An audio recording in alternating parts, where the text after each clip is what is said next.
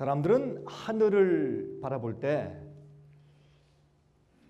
참 많은 별들을 보고 참 무궁무진하게 펼쳐져 있는 그런 허공을 보면서 과연 내가 가치가 있는 존재인가 라고 생각을 하게 됩니다.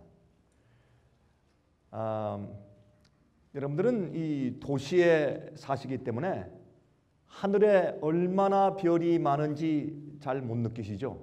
그렇죠? 저는 좀 한적한 곳에 살기 때문에 밤에 나가서 이렇게 밤하늘을 보면 참 기가 막힙니다. 얼마나 별들이 많이 있는지 모릅니다. 이 가로등들이 없는 곳이기 때문에 정말 조용한 밤에 하늘에 무별들이 보이죠. 여러분, 그런 별들 앞에서 과연 우리가 얼마나 위대한 자인가 하는 것을 다시 한번 생각해 보게 됩니다. 아무것도 아닌 미물들이죠. 그렇죠? 하나님이 우리를 이처럼 사랑하사 독생자를 주셨으니 그 말씀 자체가 정말 뜨겁게 느껴오는 것이 밤하늘의 별들입니다. 여러분은 이런 하늘의 별들을 보면서 과연 나는 가치 있는 자인가? 또 한 가지, 하나님이 과연 나를 돌보시고 내게 관심이나 있으신가 하는 생각을 우리가 가끔 하게 되는 것입니다. 여러분이 허공에 떠 있는 지구 참 놀랍죠? 허공에 떠서 돌고 있는 이 지구, 여러분 이 지구는 성경에 말하기를 이 물통에 물 한 방울보다 못하고 먼지와 티끌보다 못하다 그렇게 표현을 하였습니다. 여러분 이 지구가 허공에 떠 있는데 과연 우리가 이렇게 존재하는 목적이 있을까요? 하나님은 과연 이 지구를 돌보고 계신 것일까요? 혹시 하나님께서 이 지구를 창조하신 다음에 저기 우주 구석으로 어디 여행 가신 것은 아닐까요? 하는 그런 생각이 들 정도입니다. 여러분 태양과 지구와의 거리를 좀 보십시오. 이 지구가 태양에서 약 한 10인치 정도만 조금 안쪽으로 들어가도 우리가 다 타서 죽는다 그러죠. 10인치만 조금 바깥으로 나가도 우리가 결국엔 다 얼어 죽는다 그래요. 기가 막힌 거리. 이것은 우연일 수 없습니다. 그리고 그 적당한 크기의 조화. 만약에 지구가 조금만 더 크다면 이 중력의 작용에 의해서 우리가 바깥쪽으로 튕겨져 나가서 우리가 죽을 것이요. 우리가 이 지구의 크기가 조금만 작다고 할지라도 그만 이 중력에 의해서 태양의 이끌림을 받아서 그만 끌려 들어가서 타 죽든지 아니면 부딪혀서 죽을 것입니다. 여러분 이렇게 적당한 거리와 적당한 크기의 조화가 우연히 생긴 것일까요? 우리가 태양을 바라보고 우주를 바라보고 특별히 요즘에 전자망원경을 통해서 우주를 바라보면서 과연 우리의 생명의 존재 가치가 무엇인가 하는 의아한 마음이 들지만 그러나 이렇게 기가 막힌 창조의 조화를 보면서 하나님께서 분명히 우리를 창조하시고 이 지구를 존재케 하신 데는 목적이 분명히 있는 것을 우리가 깨닫지 않을 수가 없는 것입니다. 여러분 요즘에 말이죠. 이 진화론을 믿는다고 하면 옛날에는 창조설을 믿으면 과학자들 중에서 말이죠. 약간 좀 정신이 나가고 좀 부족한 사람인가 그렇게 이해한 적이 꽤 한동안 있었습니다만 요즘에는 말이죠. 이 과학자들 가운데서 진화론을 믿는다. 그러면 조금 좀 이상하게 바라보는데요. 요즘에 과학자들 가운데서 하나님을 믿지 않는 사람들도 뭐라고 합니까? intelligently designed. 그렇죠? 지성적으로 디자인된 우주. 하나님은 인정치 않을지라도 그런 얘기가 굉장히 많이 이제 쓰여지고 있는 것을 보게 됩니다. 자, 좀 보십시오. 이것이 우리가 알고 있는 이 갤럭시 은하계입니다. 물론 우리가 살고 있는 이 은하계를 이렇게 사진 찍을 수 없겠지만 다른 은하계를 이제 사진 찍은 것입니다. 이제 우리가 살고 있는 은하계도 이런 식으로 생겼겠죠. 이렇게 별 수많은 성운들이 이렇게 잡아 도는 것입니다. 그런데 재미있는 것은 말이죠. 이러한 은하계에 어떤 항성, 지구 같은 항성이 존재하려면 그래서 그 속에 생명이 존재하려면 꼭 이런 그 영역 안에서만 돌고 있어야 생명이 존재할 수 있다는 것입니다. 참 재밌죠? 그런데 지구가 어디에 있느냐? 여기에 있습니다. 그래서 정확한 궤를 돌고 있습니다. 만약에 이 궤도에서 조금만 안쪽으로 가면 은하계 중심에 있는 그 중심부로, 그렇죠? 다크 홀로 그냥 빨려 들어가고 조금만 벗어나도 우리가 우주의 미아가 돼서 존재할 수가 없는 것입니다. 얼마나 놀라운 이야기입니까? 여러분이시요. 자, 그러므로 이 우주의 놀라운 질서와 그 디자인을 보면서 유명한 수학자 코페르니쿠스는 이렇게 말했습니다. 창조주께서 우리가 존재할 수 있도록 하시기 위하여 우주를 가장 질서 있게 만들어 주셨다라고 말을 하였습니다. 여러분 정말 그렇지 않습니까?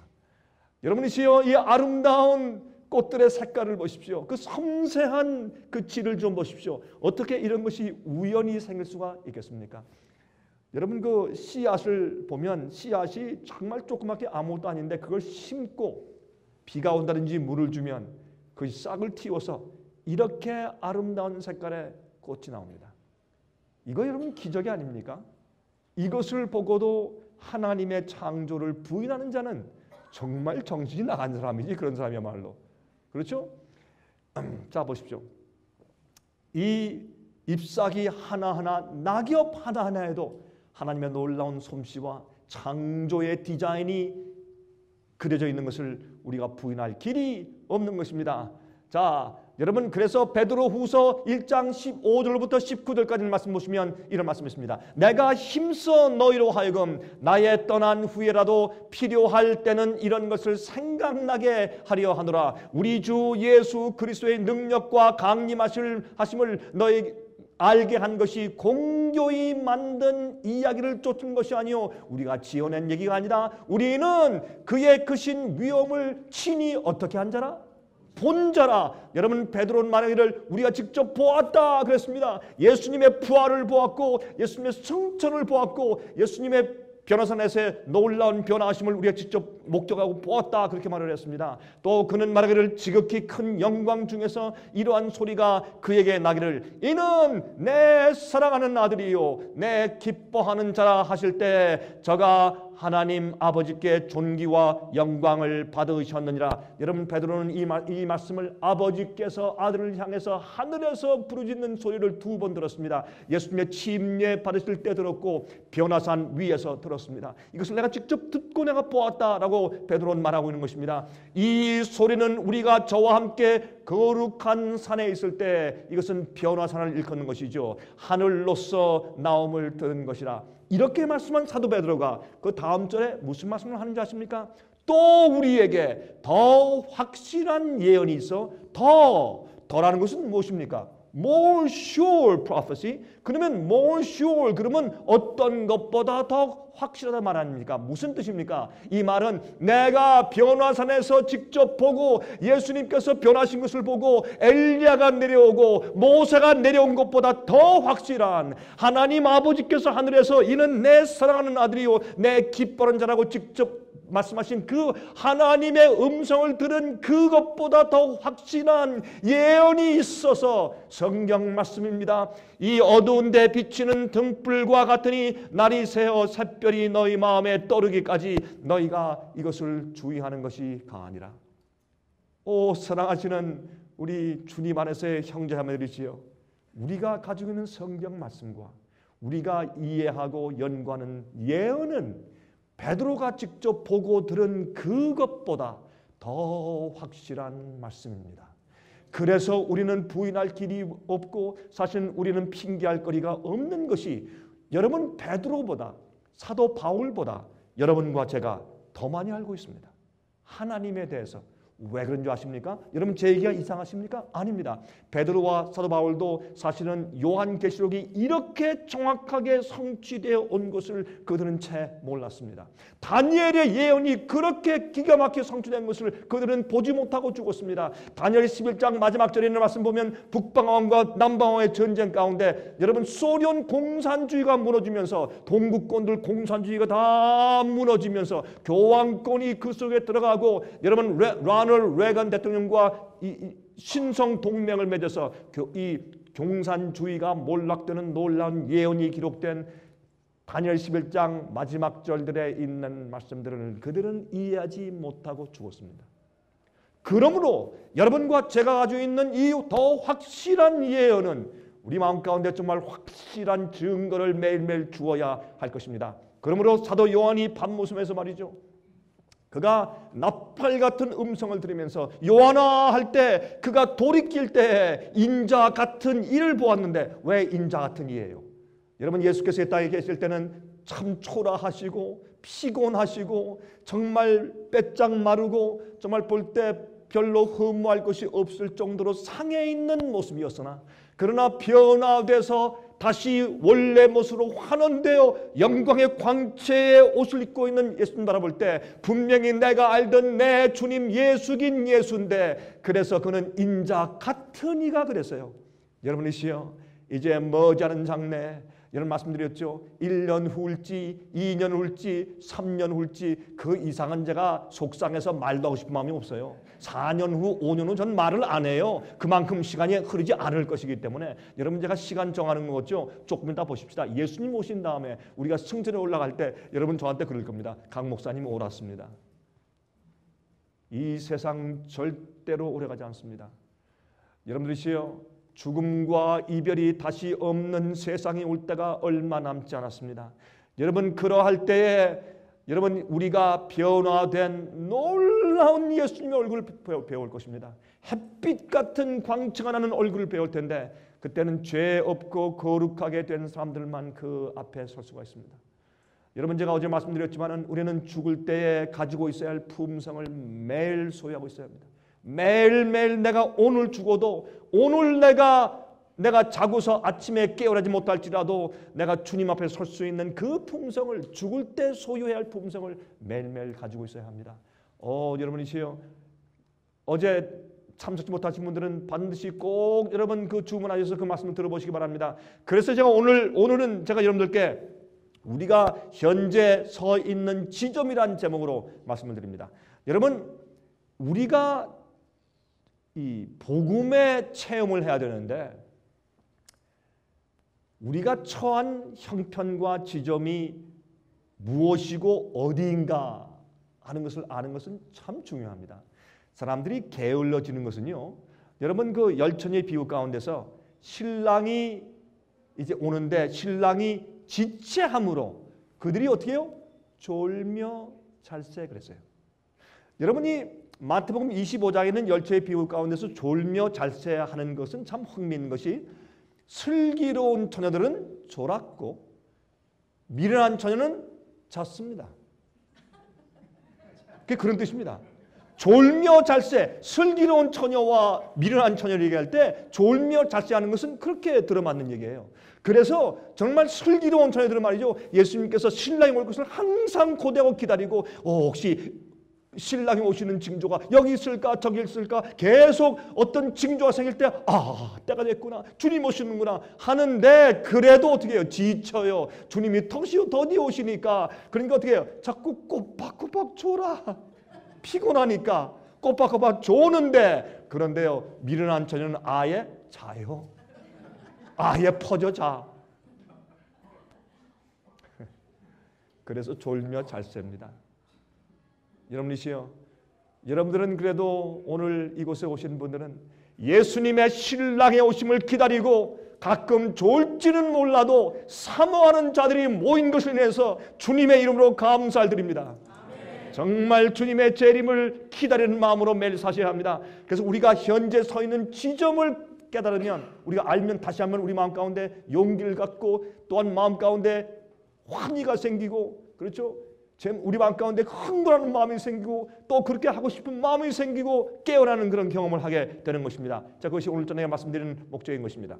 여러분, 먼저 이 말씀을 드리면서 우리가 지금 현재 어느 지점까지 와 있을까? 예수님께서 곧 재림하실 텐데, 예수님께서 재림하시기 바로 직전에 지금 우리가 어느 정도까지 와 있는가를 알기 위해서 제가 지금 설명을 드리는데, 예언을 설명을 드립니다. 계시록의 예언의 흐름의 구조를 먼저 우리가 이해해야 제가 오늘 말씀드리는 것을 이해할 수 있습니다. 자, 예언의 구조가 어떻게 되는가? 여러분, 요한계시록을 연구하시면 요한계시록은 3이라는 숫자와 12이라는 숫자와 가운데 7이라는 숫자가 있어요. 다시 말해서 3이란 숫자에서 12이란 숫자로 가는데 7가지 사건들이 있어요. 그것이 요한계시록을 풀 때 여러분들이 마음 가운데 가지고 있어야 할 숫자의 개념입니다. 여러분 이 카메라를 놓을 때 보면 삼각대를 놓죠. 그렇죠? 그래서 삼각대는 가장 안전하게 받쳐주는 그런 숫자이기 때문에 3은 완전한 연합을 상징합니다. 하나님은 세 분이십니다. 어떤 사람들은 믿기를 성령께서는 하나님 인격을 가진 하나님이 아니라 하나님 아버지나 예수님께로부터 나오는 어떤 기운 같은 파워 같은 전기 같은 것이다 그렇게 생각을 합니다. 여러분 아닙니다. 성령님은 인격체를 가지고 계신 하나님이십니다.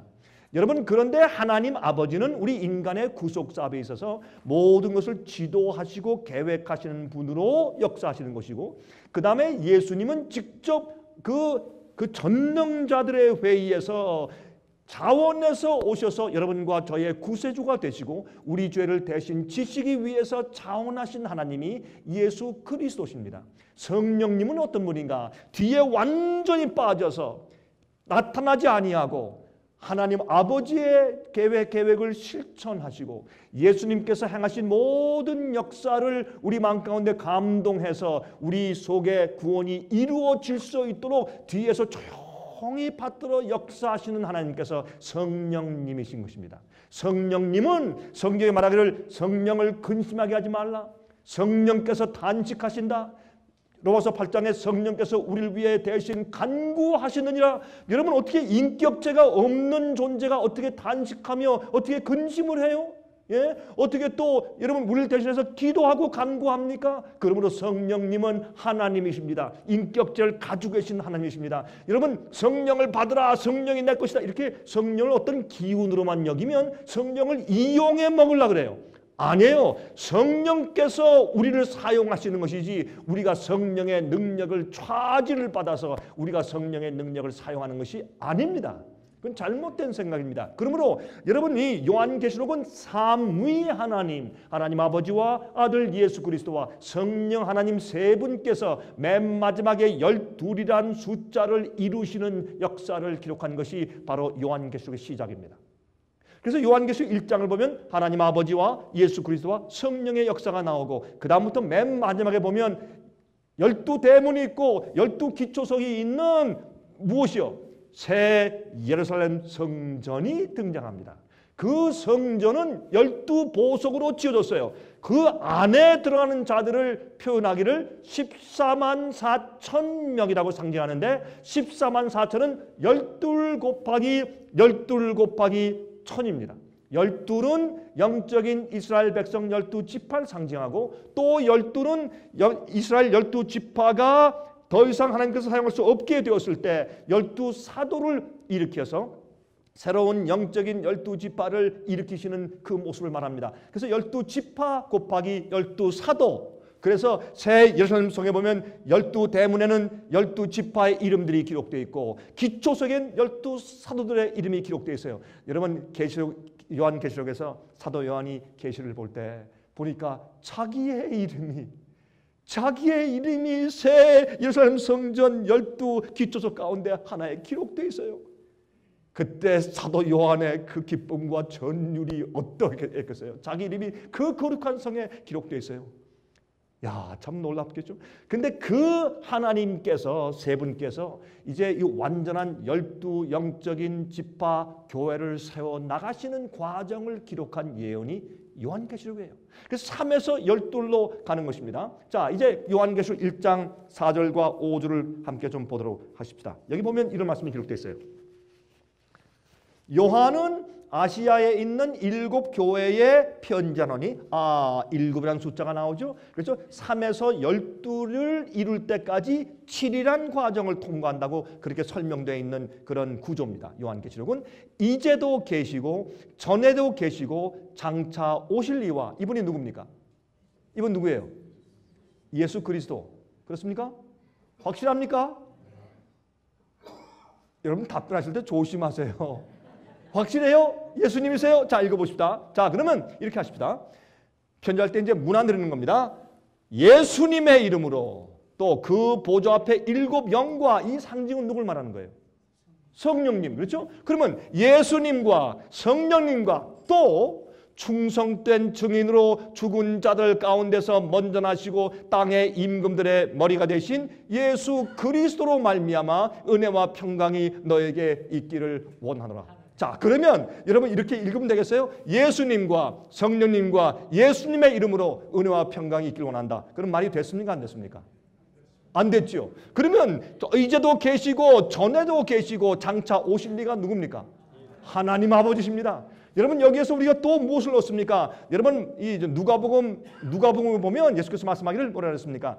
내가 이 땅에 올 때 나의 영광과 아버지의 영광과 천사의 영광을 올 것이라. 여러분 예수께서 이 땅에 재림하실 때 천천만만 천사와 함께 오는데 하나님 아버지만 댕그러니 혼자 외롭게 우주 중간에 남겨두고 오실 줄 아십니까? 아닙니다. 하나님 아버지가 같이 오시는 겁니다. 성령께서 같이 오시고 우리를 환영하기 위해서. 얘들아, 내가 이 순간을 이렇게 오래 기다렸다. 얘들아, 반갑다. 빨리 와라. 우리를 데리러 하나님 세 분께서 이 땅에 오시고 천천만만 천사가 이 땅에 오실 것입니다. 여러분 그날에 한 분도 빠짐없으시길 제가 주님의 이름으로 간구합니다. 자, 이제 계속 보십시다. 자, 그러면 3이란 숫자에서 12이란 숫자를 가는데 보세요. 이 우리가 이렇게 정방향 입방형 정사각형을 우리가 큐빅인데 이 큐빅은 12개의 선이 필요해요. 그렇죠? 자, 보시겠어요?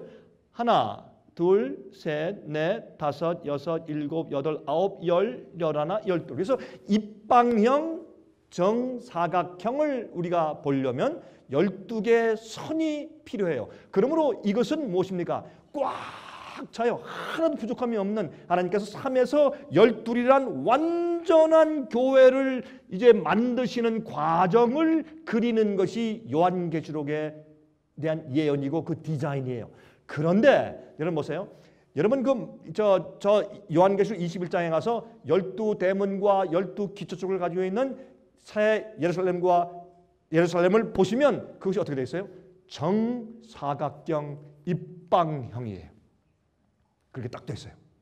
그래서 높이와 길이와 넓이가 같아요. 장과 고와 넓이가 같아요. 예? 얼마나 놀라운 얘기입니까? 그러므로 이것은 이 수학적으로 디자인적으로 모든 사건이 기가 막히게 디자인되어 있는 요한계시록을 우리가 보게 된다고 말입니다. 자, 요한계시록 21장 15절부터 17절 봅니다. 내게 말하는 자가 그 성과 그 문들과 성곽을 청량하려고 금갈대를 가져더라. 그 성은 네모가 반듯하여 장광이 같은지라. 정사각형 입방형이죠.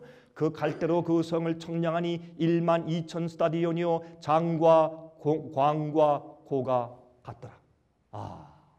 그 성곽을 청량함에 144 큐빗이니 사람의 청량 곧 천사의 청량이라. 왜 144일까요? 14만 4천 숫자가 144 숫자예요. 이것은 12 곱하기 12예요. 여러분이시여, 하나님은 이 성을 만드실 때 예수께서 말씀하기를 너희는 마음에 근심하지 말라. 하나님을 믿으니 또 나를 믿으라. 내가 내 아버지 집에 있을 곳이 많다. 내가 가서 너희가 있을 처소를 예비하면 내가 다시 와서 너희를 내게로 영접하여 나 있는 곳에 너희도 있게 하리라고 말씀했어요. 여러분, 그러므로 하나님께서 지금 뭘 만드세요? 새 예루살렘 성을 만드시는데 그거 만드는 데 시간이 많이 걸린 것이 아니라 그 안에 들어갈 자들을 준비시키는데 그렇게 시간이 걸리시는 겁니다. 여러분들이시여, 정말 제 온 마음을 다해서 바랍니다. 여러분들 한 분도 빠짐없이 이 성에 들어가시기 바랍니다. 그리고 화면 통해서 보시는 분들이시여, 반드시 이 성에 들어가셔야 합니다. 세상의 어떤 것으로도 이 놀라운 기회를 바꾸지 마시길 제가 부탁합니다. 여러분 또 보십시다. 그러므로 삼위 하나님에서 새 예루살렘 성, 하나님의 참 교회를 세워나가는 과정을 예언해 두셨단 말이에요. 그것이 요한계시록이에요. 그런데 이 3에서 12로 가는 과정에서 주님께서 우리에게 무엇을 보여주셨냐? 일곱 교회 역사를 보여주시고 일곱 인의 역사를 보여주시고 일곱 나팔을 보여주시었어요. 그래서 우리가 이것을 연구하면 여러분과 저는 일곱째 교회에 살고 있고 또 우리는 여섯째 인에서 일곱째 인 마지막으로 옮겨가는 시대에 살고 있으며 일곱 번째 나팔 시대에 살고 있는 것을 확인하게 됩니다. 그러므로 여러분과 제가 살고 있는 이 시대는 마지막 시대입니다. 여러분이시여 제가 말씀드립니다. 분명히 주님은 속히 오십니다. 여러분 이것을 깨닫지 못하고 여러분 아직도 주님께서 뭐 옛날 할아버지 할머니 증조 때부터 그렇게 말씀했는데 큰 코 다치십니다. 예수님 속히 오십니다. 근데 기억하십시오. 예수님 오시기 전에 은혜 시간이 먼저 끝나기 때문에 아무도 모를 때 조용히 은혜 문이 닫힙니다.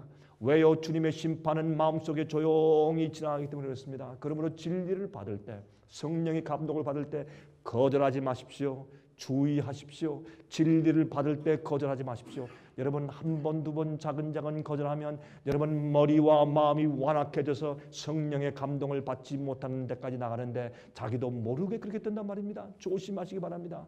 여러분 보세요. 그런데 이렇게 말씀했습니다. 일곱 교회와 일곱 인과 일곱 나팔은 같은 일곱 시대를 거쳐서 흐르는 예언들이에요. 그러므로 예수님의 승천하신 이후부터 시작해서 예수님의 재림 때까지의 일곱 시대들을 약 2000년 동안의 역사를 설명하시고 예언해 주신 것이 요한계시록이에요. 예수님의 승천하신 이후부터 사도 요한이 계시를 보고서 기록할 때부터 시작해서 일곱 시대에 대해서 설명하신 예언이 요한계시록이라고 말합니다. 그래서 어떻게 갑니까? 일곱 교회와 일곱 인의 사건들과 일곱 나팔들의 사건은 동시에 같이 가고 있는 사건들이에요. 어떤 사람 풀기는 일곱 교회가 끝난 다음에 일곱 인이 생기고 일곱 인이 끝난 다음에 일곱 나팔이 있다. 잘못된 생각입니다. 여러분 그렇게 풀면 전혀 이 예언들이 맞지가 않는 것입니다. 그래서 에베소 교회의 이 첫째 인이 되고 그 다음에 첫째 나팔이 됩니다. 그래서 하나하나 이 일곱 교회와 일곱 인과 일곱 나팔은 거의 같은 동시대를 같이 이렇게 이제 움직이고 있는 것인데 일곱 교회는 무엇을 말하는가? 일곱 교회는 말이죠. 이 일곱 교회의 예언은 교회 안의 영적인 상태 흐름에 대해서 예언해줘요. 에베소 교회 때 초대교회 뜨거운 사랑의 교회입니다. 그런데 서머나 교회는 무슨 교회예요? 핍박받아 순교자의 피를 흘리는 시대예요. 그렇죠? 그 다음에 버가모. 그래서 그 다음에 쭉 나가면 그 다음부터 어떻게 돼요? 점점 타락하고 타협하는 시대가 지나가요. 그러므로 이렇게 교회에 흐를 때에 교회 속의 영적인 상태를 예언해 주는 것이 일곱 교회 예언이고 그 다음에 일곱 인은 무엇인가? 일곱 인의 예언은 각 시대의 교회에 대한 하나님의 심판을 예언하는 것입니다. 그 시대마다 어떤 자가 주의 백성이고 어떤 자가 타락한 자고 주님께서 어떻게 심판하시고 하는 것을 예언해 준 것이 일곱 인의 사건들이에요. 여러분 인은 도장 아니에요? 주님께서 딱딱 도장을 치시고 심판하시는 것을 설명하는 것이에요. 그러면 일곱 나팔은 무엇입니까? 여러분 나팔 부는 것은 뭐예요? 나팔은 기상 나팔도 있지만은 특별히 나팔 불 때는 뭐하는 거예요? 경고하는 것이에요. 예? 경고, 전쟁에 대한 경고예요. 일곱 나팔의 예언은 이 세상 나라들에 대한 하나님의 심판을 예언합니다. 특별히 배도한 교회를 지지하는 세력들을 심판하시는 것을 상징합니다. 일곱 나팔 예언 가운데 이 세상에 있는 모든 예언들이 다 전쟁들이 다 기록되어 있을까요? 아닙니다. 세계 1차, 2차 대전들이 일곱 나팔 가운데 기록되어 있지 않습니다. 그러면 일곱 나팔에 있는 예언들은 어떤 것을 다루었느냐 하면 여러분 일곱 교회와 일곱인은 교회 안에 있는 사건을 다룬 예언들이고 일곱 나팔은 교회 밖에 있는 세상에 관한 사건들을 다룬 것인데 교회와 관계가 있는 사건들이에요. 무슨 관계예요? 타락한 교회를 지지하는 세력을 하나님께서 치시고 심판하시는 전쟁의 난리의 역사를 예언해 주는 것이 일곱 나팔이에요. 그래서 일곱 교회와 일곱 인이 진행되는 동안에 교회 안에서 진행되는 예언 가운데서 교회 밖에서는 이런 일들이 있을 것이다 라고 예언해 주신 것이 일곱 나팔 예언이기 때문에 일곱 교회와 일곱 인과 일곱 나팔은 일곱 사건들이 같이 병행해서 똑같이 흐르고 있는 것으로 보는 것이 정확한 것입니다. 여러분 그런 식으로 성경을 보시면 성경이 한눈에 보여요. 예? 한 번은 한 분이 저한테 그런 얘기를 하더라고요. 이분이 이제 교육자인데 목사님 제가 이제 요한계시록을 연구하다가 이게 이해가 안 돼서 막 애를 썼는데 강 목사님의 이 요한계시록 강의 가운데 서론을 한 편 딱 보고 나니까 갑자기 제 눈이 확 열려서 그 요한계시록 끝까지 쫙 보이다 그래요. 그 말이 맞아요. 이 처음 시작할 때 요한계시록의 구조를 이해하고 흐름을 딱 이해하면 요한계시록에 대한 예언이 한눈에 보이게 돼 있어요. 이게 안 되니까 뒤죽박죽이에요. 그러니까 뭐 이리 갔다 저리 갔다 그렇게 되는 것입니다. 그러므로 이것이 요한계시록을 이해하는 이제 흐름의 구조인 것입니다. 자, 오늘은 제가 일곱 나팔을 설명드리는데 일곱 나팔을 설명하려면 여러분 저와 함께 밤을 새셔야 합니다. 여러분들 그럴 마음이 없으시죠?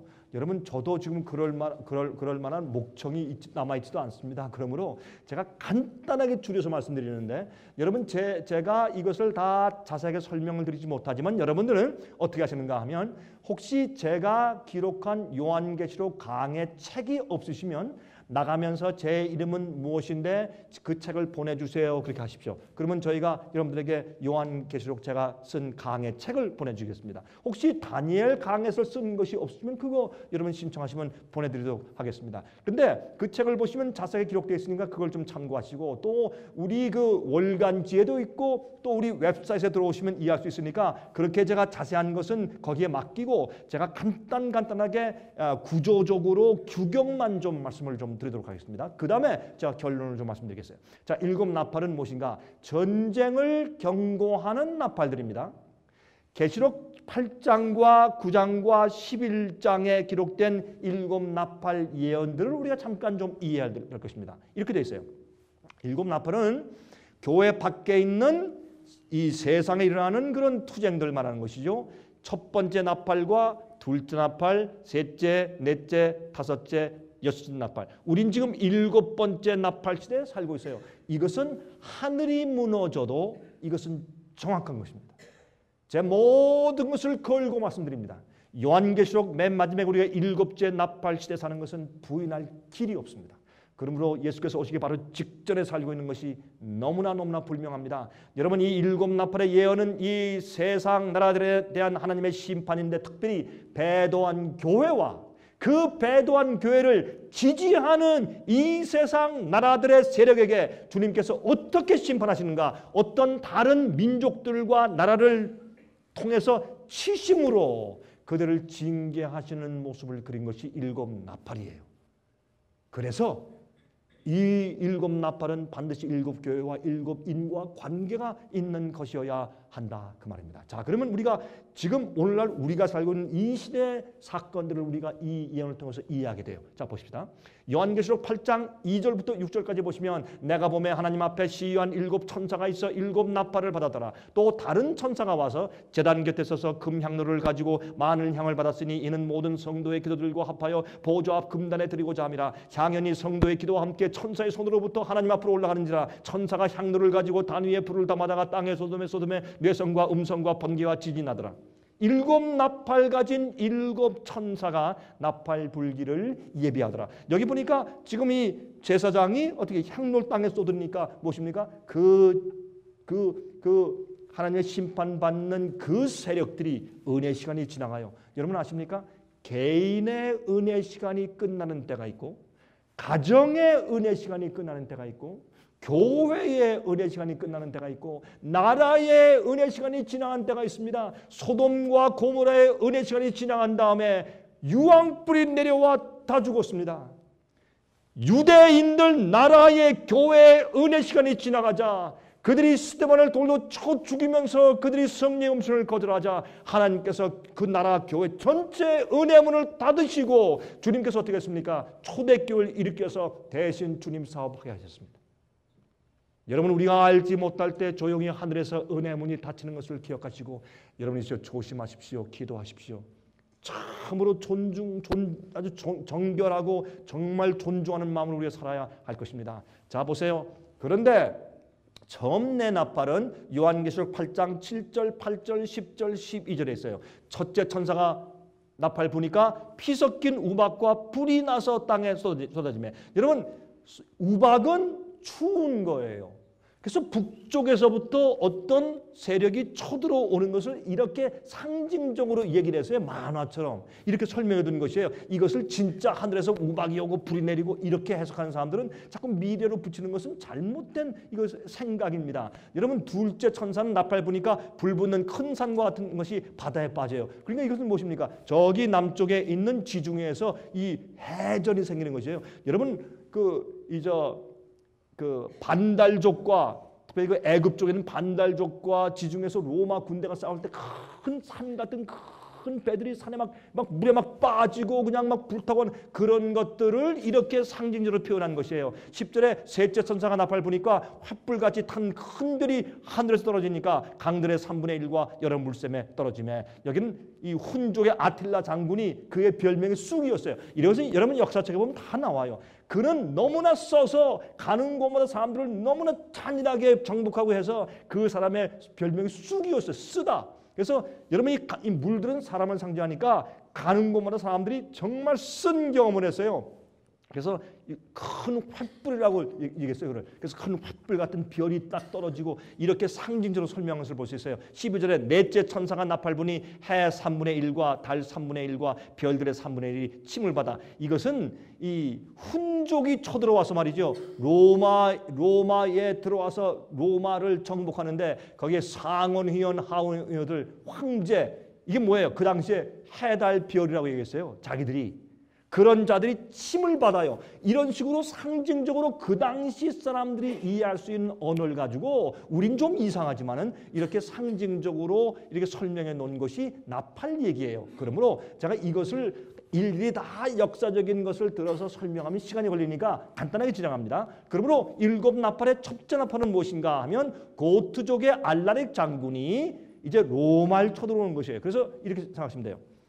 예수님을 십자가에 못 박고 세계를 정복해서 그리스도인을 핍박하는 그 세력을 주님께서 4번, 첫째, 둘째, 셋째, 넷째 나팔을 통해서 4번에 걸쳐서 징계하시고 심판하심으로 북쪽에 있는 게르만 민족이, 훈족들이, 동쪽에 있는 사람들이, 서쪽에 있는 사람들이, 남쪽에 있는 사람들이 쳐들어와서 로마를 치고 괴롭히고 하는 그런 사건들을, 그게 뭐예요? 초대교회, 그 다음에 그 순교사 시대, 타협 시대, 이렇게 이 세상의 역사가 지나갈 때 그때 하나님께서 이 교회 주위에 있는 나라들을 하나님께서 어떻게 징계하시는가 하는 투쟁을 보여주신 것이 일곱 나팔이에요. 그래서 첫째 나팔, 두 번째 나팔, 반달족의 겐세렉 장군의 공격과 세 번째 나팔, 훈족의 아틸라 장군의 공격과 네 번째 훈족의 오도아셀 장군의 공격, 이런 것들로 이 로마를, 특별히 서로마를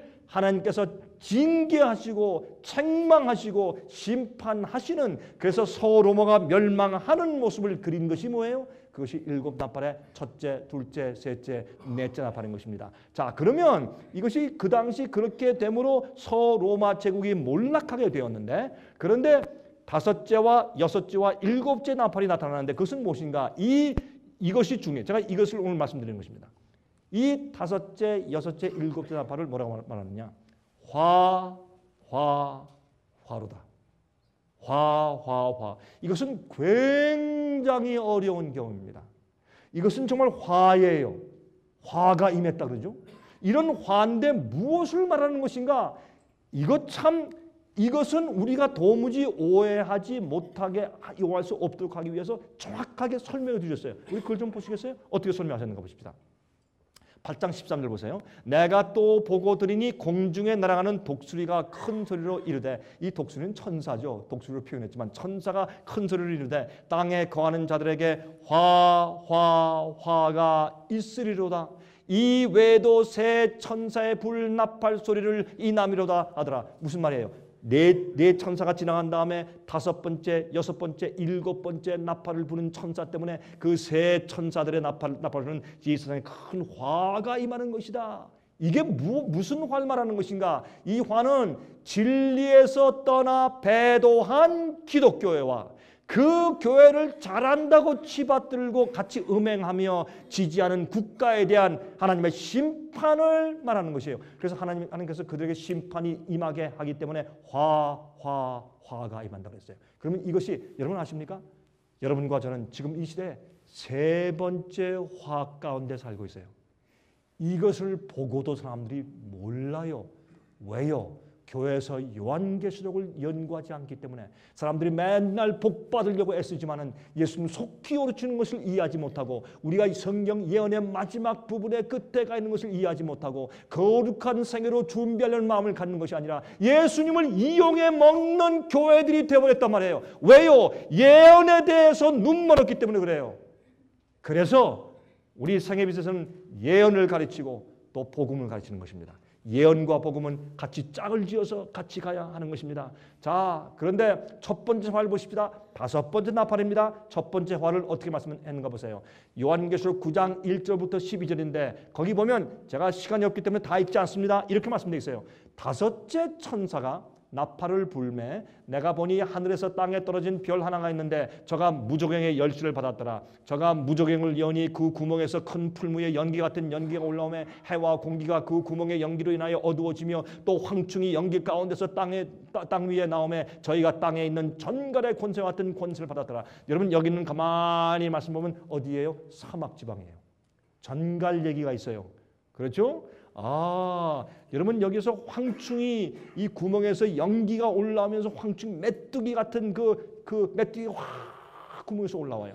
저희에게 이르되 땅의 풀이나 푸른 것이나 각종 수목은 해하지 말라. 오직 이마에 하나님의 입맞지 아니한 사람들만 해하라 하시더라. 그러나 그들을 죽이지는 못하게 하시고 5달 동안 괴롭게만 하게 하시는데 그 괴롭게 함은 전갈이 사람을 쏠 때 괴롭게 함과 같더라. 여러분 여기에 있는 말씀 말고 6제인과 7제인에 가면 거기에 설명한 것을 딱 보면 우리가 뭘 알 수 있는가? 이건 이슬람 세력이다. 딱 알 수 있어요. 자, 지금 설명해 드릴게요. 보세요. 이건 이슬람 세력이 올라오는 것을 말하는 것이에요. 아랍의 지방에서 모하멧이라는 사람이 올라왔는데 거기에 무지한 사람들에게 한 종교를 가르쳐서 퍼뜨리는데 이 종교 때문에 땅이 완전히 그 연기로 어두워져요. 잘못된 오류로 땅이 어두워져요. 이렇게 지금 설명하고 있어요. 이걸 어떻게 알 수 있냐면 이 역사의 흐름을 하나 둘 이렇게 적용해 나가면 서로마가 멸망할 당시에 뭐가 생기냐 하면 이슬람 세력이 올라오는 것을 역사에서 볼 수 있어요. 그래서 적용시키면 딱 들어맞아요. 예언은요 미리 올 때 여기 오겠구나 그렇게 점치는 것이 아니라 이루어지고 성취된 다음에 정말 그렇게 됐네? 깜짝 놀라서 주의 말씀은 확실하구나 라고 해서 주의 말씀의 확신을 얻게 하기 위해서 주신 것이 예언의 목적이에요. 제가 한 번은요 한국에서요 어떤 집사님 만나니까 저한테 그러더라고요. 악수하면서 자꾸 제 눈을 쳐다봐요. 그래서 제 눈에 뭐 들어갔습니까? 아닙니다 목사님, 제가 성령을 받았는데 제가 받은 성령 은사는 뭐냐면 어떤 사람을 악수하면서 그 사람들을 가만히 쳐다보면 그 사람의 과거가 제게 다 보입니다. 그러더라고요. 별 성령 다 있어요. 요새 성령 팔아가지고 장사 잘해요. 별 사람들 목사들도 성령 팔아가지고 돈 잘 벌어요. 근데 제가 그랬어요. 그 집사님한테 딱 제 눈을 쳐다보면서 그랬어요. 집사님 종로 3가에 가서 요만큼 펴놓고 토종 비교 보면 돈 잘 벌겠수다. 얼굴이 빨개져요. 자, 크게 야단을 쳤어요. 어디 함부로 성령 팔아서 장사합니까? 성령께서 뭐 할 일 없어서 누구에게 남의 과거를 보여주세요? 하나님은 그런 분이 아니요. 하나님은 우리의 과거를 감추어서 비밀리에 개인적으로 심판하시지 어디 남이 과거를 볼 수 있게 해주시고 무슨 뭐 점쟁인가? 여러분이시여, 예언은 미리 앞으로 뭐 오는 것을 알게 하기 위해서 점쟁이로 주신 것이 아니요. 복음이 경험되지 않고 앞으로 뭐 온다 그것만 알면 그건 점쟁이지. 그게 아니라 하나님의 말씀이 확실한 것을 깨닫게 하기 위해서 예언을 주셨는데 예언을 보고 나서 어떻게 해요? 하나님이 더 그립고 하늘이 더 그립고 주의 말씀이 확실하고 그 다음에 복음이 내 마음속에 들어가서 회개할 마음이 생기고 거룩하게 되겠다는 마음 가운데 충격이 생기는 것이에요. 예언을 이해하면. 예? 자 보세요. 그런데 여기에 보세요. 오직 이마에 하나님의 입맞지 아니한 사람들만 있더라. 모하멧이 죽은 다음에 그 이후에 나타난 지도자 장군의 이름이 아부바컬 장군인데 이 아부바컬이 쓴 편지 가운데 이런 편지가 있어요. 너희들이 다니다가 머리를 민 사람들을 머리를 빡빡 깎아서 산속에 사는 사람들은 쳐서 죽이라. 그런데 머리를 빡빡 밀지 않았지만은 조용히 한적한 곳에 살면서 하나님을 잘 섬기는 사람들은 가만 놔두고 건드리지 말아라. 그렇게 했어요. 옛날에 머리를 빡빡 깎은 사람들은 승려들이었어요. 수도원들. 제가 더 이상 설명 안 합니다. 무슨 뜻인지 아시죠? 여러분 이 성경에는 오직 이마에 하나님의 입맞지 아니한 사람들만 해하라 하더라는 말씀까지 여기 기록된 것을 우리가 보는데 역사적으로 얼마나 정확하게 성취됐는지 제가 더 이상 설명을 못 드리겠어요. 보세요. 근데 그날에 사람들이 죽기를 구하여도 얻지 못하고 죽고 싶으나 죽음이 저희를 피하리로다. 왜요? 괴롭히니까 이 세력이 여러분 이 이슬람 세력이 일어나서 동로마를 괴롭히는데 무지무지하게 괴롭혔어요. 그런데 보세요. 황충들의 모양은 전쟁을 위하여 예비한 말들 같고 자 보세요. 이 세력이 제가 뭐라 그랬어요? 지금 아라비아에서 올라온 무슨 세력이라? 이슬람 모슬렘 세력이다 라고 얘기했죠. 여기 보세요. 그 성경이 딱 그렇다고 설명해줘요. 말들 같고 그 머리에 금 같은 면류관 비슷한 것을 썼으며 어떻게 군대들이 달려가는데 면류관 같은 것을 썼어요. 이 금관 같은 것을 쓰면서 전쟁을 했대요. 이게 다 주님께서 설명해 주시는 것이에요. 그 얼굴은 사람의 얼굴 같고 또 여자의 머리털 같은 머리털이 있어요. 이 군대들이요 금관 같은 것을 쓰고서 머리를 길게 이 긴 머리를 가지고 전쟁한단 말이에요. 그게 누구예요? 세상 역사 가운데 그런 군대는 딱 하나밖에 없는데 이슬람 군대예요. 이걸 본 사람들이 모르는데 여러분 이거는 성경 연구를 안 하려고 작정한 것이지 이렇게 자세히 설명했는데도 이 5번째 나팔의 첫 번째 화는 이슬람이다 모른다 하는 것은 여러분들은 성경을 안 읽으려고 작정한 사람들이죠. 그러니까 모르는 거죠. 이렇게 설명하셨는데 제가 그림 보여드릴게요. 그 이는 사자의 이 같으며 또 철흉갑 같은 흉갑이 있고 그 날개들의 소리는 병과 많은 말들이 전장으로 달려가는 소리 같으며 또 전갈과 같은 꼬리와 쏘는 살이 있어 그 꼬리에는 5달 동안 사람들을 해하는 권세가 있더라. 저희에게 임금이 있으니 무적행의 사자라. 여러분 히브리 이름으로 아바돈이요 헬라 이름은 아블론이더라. 첫째 화는 지나갔으나 보라 아직도 이후에 화 둘이 이르로다. 여러분 보세요. 옛날에요 이 이슬람의 최고 대장을 아블론이라고 불렀어요. 아블론이 무슨 뜻이에요? 영어로 destroyer, 파괴자. 무서운 전쟁을 해서 이 사람들은 코란이냐 칼이냐 안 받아 죽였어요. 아주 잔인하게 죽였어요. 이것이 이슬람 군대였어요. 이렇게 설명을 했어요. 여러분 좀 보실래요? 옛날 오토만 터키 군대들의 모습을 보세요. 이런 터반을 썼어요. 예? 이런 관 같은 모습을 썼어요. 그 다음에 그들은요 황충이 메뚜기 떼가 확 달려가는 것처럼 그렇게 그렸죠. 황충이 달려가는 것처럼. 그들이요 막 이런 소리를 내면서 달려갔어요. 여러분 이 아메리칸 인디안들 달려갈 때 그렇죠. 막 이러잖아요. 그런 식으로 소리를 지르며 달려갔단 말이에요. 이걸 이렇게 말해줬는데도 사람들이 깨닫지 못하고 모르는데 왜 몰라요? 여러분 무슨 IQ가 60이요 50이요. 왜 몰라요? 이렇게 자세히 설명하셨는데 보세요. 근데 재밌는 것은 이슬람 군대들의 모자를 보세요. 금관 같아. 예? 계시에 딱 보니까 사도 요한이 보니까 계시 보니까 금관 같은 거 쓰고 전쟁을 해. 보세요. 금관 같은. 또 그들은 이 모습이 자줏빛, 붉은빛 이런 옷을 입고 했어요. 그게 또 나와요, 다 설명이. 예? 뭐 어려울 게 없어요. 어렵게 쓰여졌다고요? 아니에요. 계시록은 단순한 거예요. 간단한 거예요. 어렵게 생각할 필요 없어요. 이들 보세요. 다 이거 터번을 쓰고 이렇게 전혀 말을 타고 달려갈 때 황충이 뭐예요? 메뚜기 떼가 막 달려가는 것처럼 그렇게 보였다고 말해요. 계시 가운데. 그렇죠? 보세요. 머리가 다 길어요. 그들은 이렇게 긴 머리를 가지고 있었어요. 그리고 제일 먼저 화약을 썼어요. 총포를 가지고 싸웠어요. 대포를 가지고 싸웠어요. 이것이 이슬람 군대였어요. 옛날에 오토만 터키 지방 얼마나 강했어요. 옛날에 오토만 터키 군대는 현재 미국 군대처럼 세계를 정복한 군대였어요. 안 그렇습니까? 우린 지금 몰라서 옛날에 그랬잖아요. 이걸 볼 때 우리가 뭘 할 수 있어요? 하나님께서 새 활 얘기할 때 이슬람 군대가 타락한 교회, 서방 교회, 로만 카톨릭들이 잘못된 가르침을 뒤바꾸고 오를 들여오며 우상 숭배하는 이교 가르침과 성계 가르침을 짬뽕으로 뒤섞어가지고 교인들을 잘못 가르쳐서 어둠에 빠뜨리는 그 교회와 그 교회를 계속 도와주는 로마 제국을 주님께서 징계하고 심판하고 치시기 위해서 이슬람 군대를 일으켜서 계속 공격하시는 모습을 그린 것이 7 나팔 가운데 첫째, 둘째, 셋째와 다섯째, 여섯째, 7째 나팔 이야기입니다. 보십시다. 먼저 좀 잠깐 얘기할까요? 지금 요즘에 이슬람 군대와 세계가 전쟁을 하고 있습니까? 하고 있습니까? 안 하고 있습니까?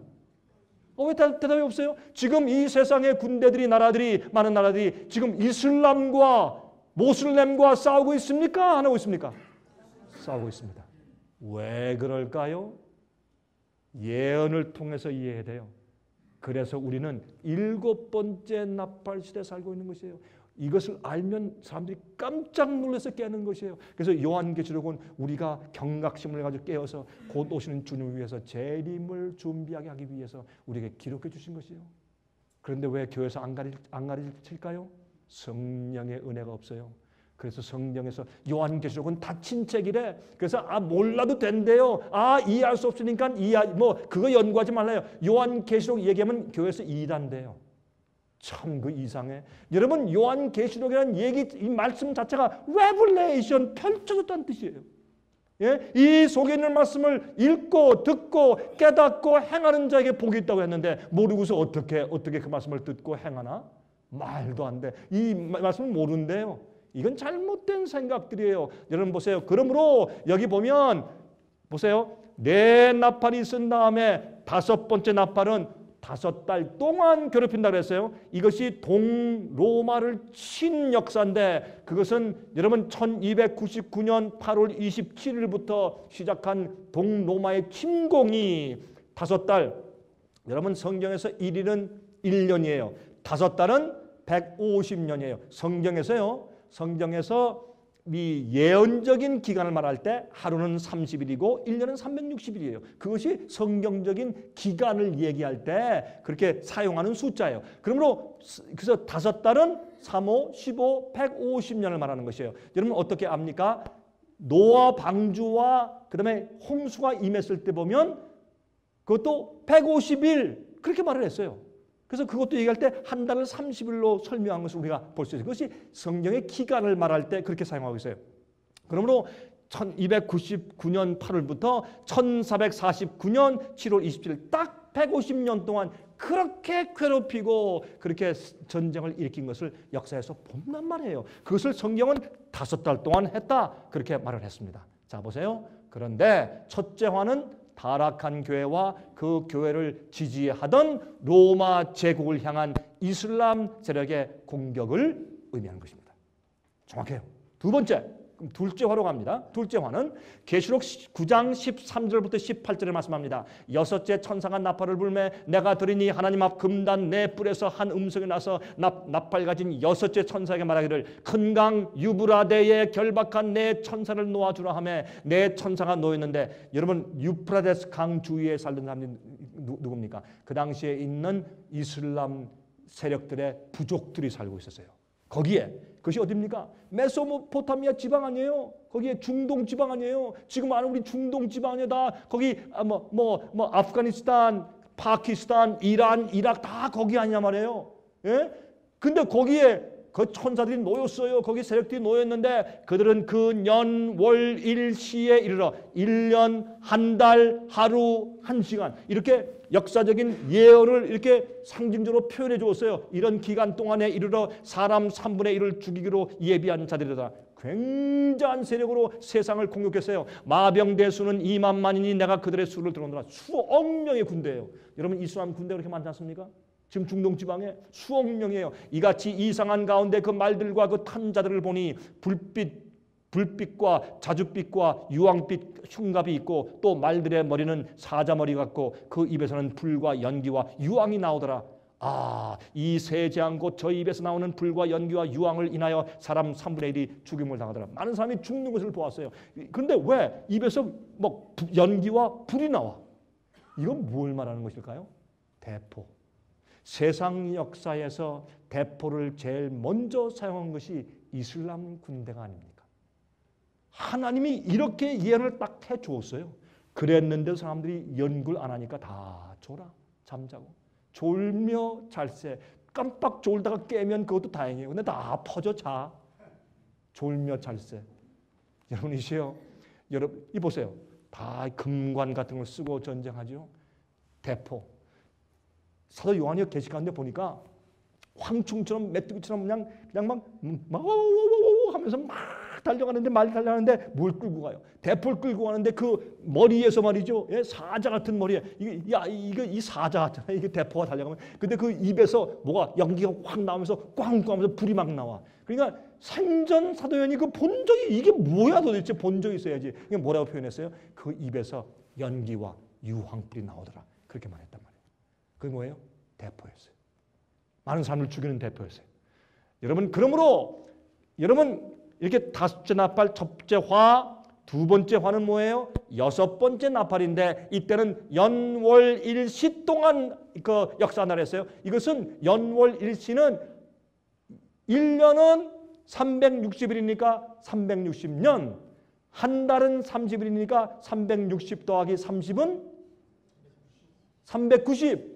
그 다음에 1일이니까 1년, 391년.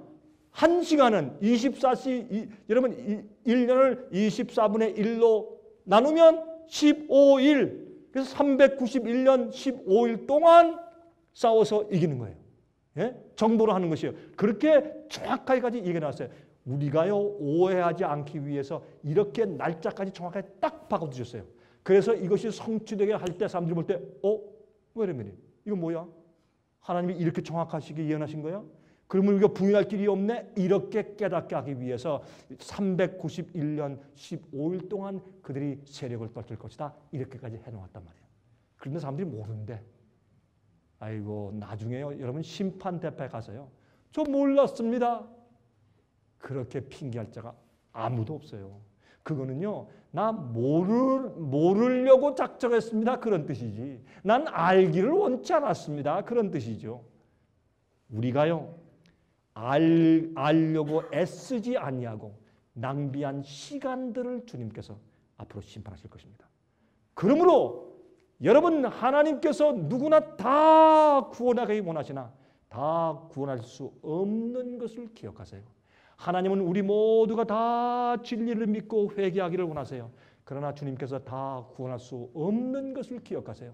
주님께서 원치 않으세요? 아니에요. 많은 사람들이 이기적이고 탐욕심을 가지고 하나님께 마음을 열지 아니하고 죄를 사랑하고 말씀대로 살지 않기 때문에 그들이 나중에 이를 가면서 자기들 잘못을 깨닫고 다 멸망할 것이에요.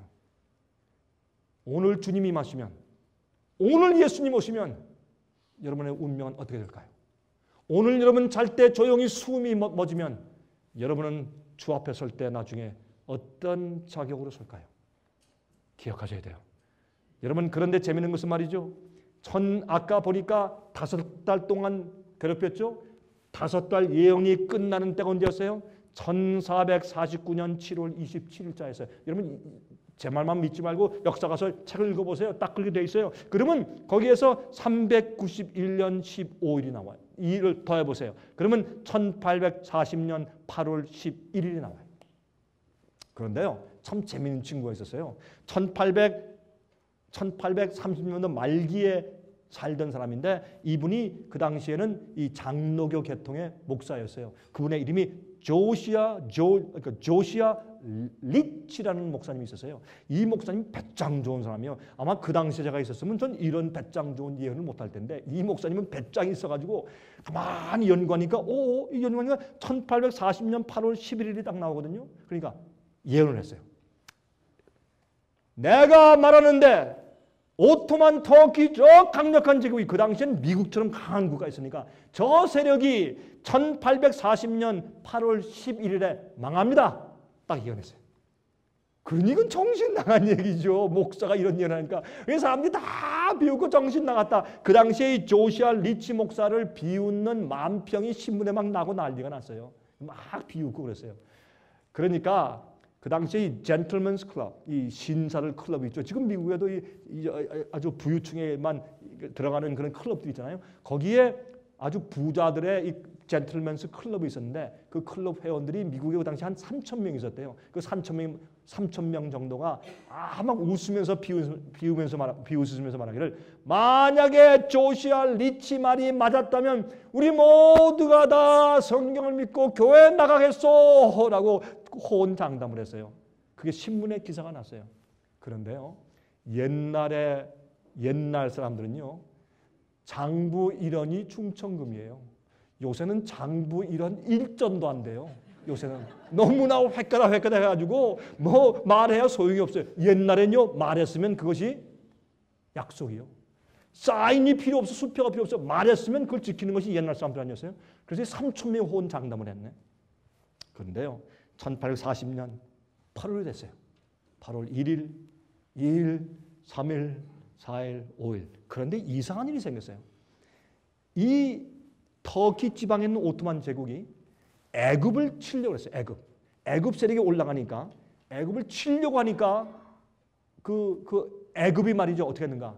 유럽에 있는 프러시아 같은 그 당시에 그 유럽 그 연합 세력에게 우리를 도와주셔라고 소리를 질렀어요. 그러니까 그 당시에 유럽 연합 세력이 그 당시 약화되고 있는 오토만 터키 세력에게 당신을 건드리지 마라. 우리가 애굽과 우리 동맹을 맺고 당신 전부 다 한 번부터 쳐버린다. 이렇게 하니까 그러니까 어떻게 해요? 움찔했어요. 그런데 그때 말이죠.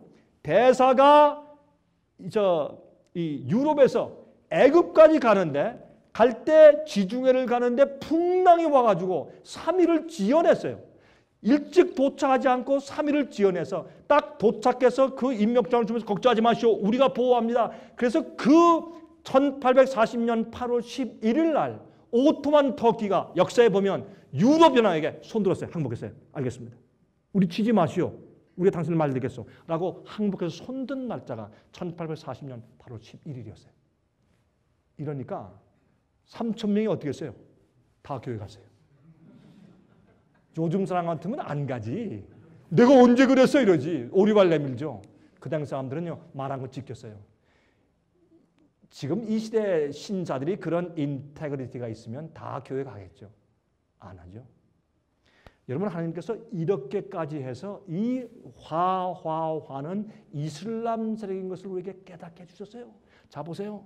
자 그래서 동로마와 교황권에 대한 하나님의 심판을 말씀하는 거예요. 그런데 자 보세요. 첫 번째 네나팔은 서로마 제국의 몰락을 말하는 것이고 다섯 번째, 여섯 번째는 동로마와 교황권에 대해서 하나님께서 이슬람 세력을 일으켜서 치시는 것을 설명해 주신 것이에요. 그렇다면은 둘째 화도 타락한 교회와 타락한 교회를 지지하고 있는 로마 제국에 대한 이슬람 세력의 공격이었습니다. 이것이 무엇입니까? 첫째와 두 번째 화. 다섯 번째와 여섯 번째 나팔이었습니다. 그러면 세 번째 화, 일곱 번째 나팔은 무엇인가? 요한계시록 11장 14절부터 19절을 말씀하기를 세 번째 화, 일곱째 나팔을 설명할 때 둘째 화는 지나갔으니 보라 셋째 화가 속히 이르는도다. 잘 보세요 이제. 일곱째 천사가 나팔을 불매 하늘에 큰 음성들이 나서 가로되 세상 나라가 우리 주와 그 그리스도의 나라가 되어 그가 세세토록 왕노릇 하시리로다 하니 무슨 말이에요? 일곱 번째 나팔 시대에는 세상이 끝나고 예수께서 오신단 말이에요. 우리가 보니까 다섯 번째와 여섯 번째 나팔, 첫째와 두 번째 나팔은 지나갔어요. 분명해요. 이건 부인할 길이 없어요. 하늘이 무너져도 정확하게 예언이 성취되었어요. 그런데 하나님 앞에 자기 보좌에 앉은 20자 장로들이 엎드려 얼굴을 대고 하나님께 경배하여 가로되 감사옵나니 옛적에도 계셨고 시방도 계신 주 하나님 곧 전능하신 이여 친히 큰 권능을 잡으시고 왕노릇 하시도다. 그런데요, 7번째 나팔 3번째 화가 이를 때 첫 번째, 두 번째 화에서 이 화를 세상에 일으키는 세력이 무엇인가? 이슬람이다 라는 것을 설명이 이미 해 주었기 때문에 7번째 나팔에는 더 이상 설명할 필요가 없어요. 이슬람 세력이 일어나는 것이에요. 근데 어떻게 이때는 이방들이 분노해. 영어로 nations, 나라들이 분노해요. 와, 여러분 창세기를 보시면 이런 말씀이 있어요. 여러분 이스마엘은 앞으로 어떻게 해요? 이스마엘 후손들은 재밌어요. 이스마엘 자손들도 12아들이 있어요. 야곱도 12아들이 있는데 이스마엘도 12아들이 있어요. 그래서 아랍 국가들은 자기들이 12지파래요. 이거 장난이 아니에요. 이란 대통령은요, 이란 대통령은 자기가 마지막 시대에 이 모하메드 왕국이 다시 이 땅에 세워지기 위해서 택함받은 12사도 가운데 하나라고 믿는 사람이에요. 이 아미데 자드죠. 아메 자드. 이 사람은 자기가 12사도 가운데 하나를 믿는 사람이고 그 사람은 세상과 특별히 미국을 향해서 성전, 홀리 워를 하고 있는 사람이에요. 이거 종교 전쟁이에요, 그들에게는. 그런데 보세요. 이방인들이, 네이션들이 분노해. 여러분 그 창세기에 말씀하기를 이스마엘의 후손들은 말이죠. 그들이 연합하여서 세상을 치겠고 세상이 하나가 되어서 그들을 치겠다. 그렇게 예언되어 있어요. 이스마엘에 대한 예언을 읽어보세요. 창세기 가서. 와, 놀라운 얘기예요. 사람들이 성경 연구를 안 해서 그래요. 주의 진노가 임하여 죽은 자를 심판하시며 선지자들과 성도들과 또 물론 대소하고 주의 이름을 경외하는 자들에게 상 주시며 또 땅을 망하게 하는 자들을 멸망시킬 때로소이다 하더라. 땅을 누가 망하게 해요? 땅을 망하게 하는 대통령과 정치가들과 땅을 망하게 하는 타락한 종교, 페이퍼시, 교황권은 계속 성경 언급했어요. 땅을 망하게 하는 자를 주님께서 멸망시킬 때예요. 이 마지막 화 때 뭐가 생겨요? 온 나라들이 막 그냥 들끓어요. 이렇게 설명했어요. 무엇 때문에? 이슬람 세력 때문에. 자 보세요, 여러분이죠. 셋째 화도 그러므로 타락한 교회, 음녀에 대한 그 교회를 지지하고 있는 세력에 누가 지지해요 지금? 옛날엔 로마였어요. 지금은 누구예요? 미국이요. 그래서 미국과 기독교 국가들과 영국과 이런 국가들과 또한 음녀에 타락한 교회 세력에 하나님께서 치시는 그런 채찍으로 사용하시는 것이 무슨 줄 아세요? 이슬람 세력이에요. 왜 갑자기 9.11이 일어나면서 이런 이상한 일이 생기면서 온 나라가 요동치면서 이러한 테러 사건이 생길까요? 요즘에는 어린 아이도 테러해요. 자살 폭탄 어린 아이가 얼마 전에 9살짜리가 폭탄 자살 테러를 했어요. 깜짝 여자들 이거 어떻게 막아요? 자기 죽으면서 터뜨리는데 누가 그걸 막을 거예요? 여러분이 진짜 심각한 전쟁이에요. 이것 때문에 어떻게 사람들이 괴로워. 여러분 저는요 9.11 사건 이후에 가장 괴로운 사람 가운데 하나가 저예요. 저는요 여행을 많이 하니까 여행을 하면 귀찮아요. 신발 맨날 벗어야 되고 말이죠. 예? 그 다음에 다 해가지고 또 삐삐 하면 또 다시 가래. 또 다 제가 차곡차곡 이렇게 다 이렇게 짐을 싸고 보면 그것도 다 뒤져가지고 이 사람은 귀찮으니까 그걸 또 차곡차곡 넣어주나 또 그냥 다 집어넣고 가라면 또 제가 다 정리해야 되고 아이고 참 귀찮아요. 제가 한 번은 말이죠.